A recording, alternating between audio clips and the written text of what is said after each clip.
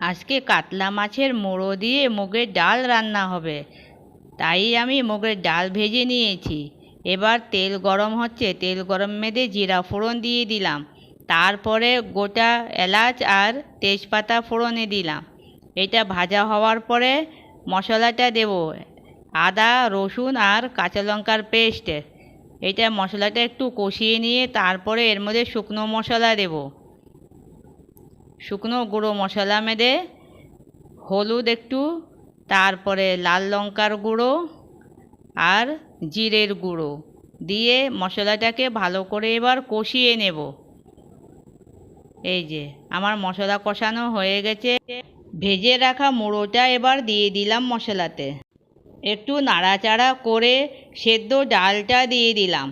দেওয়ার পরে আরেকটু নাড়াচাড়া করে এবার সার্ভ করে নিয়েছি। বাহ, কি সুন্দর হয়েছে!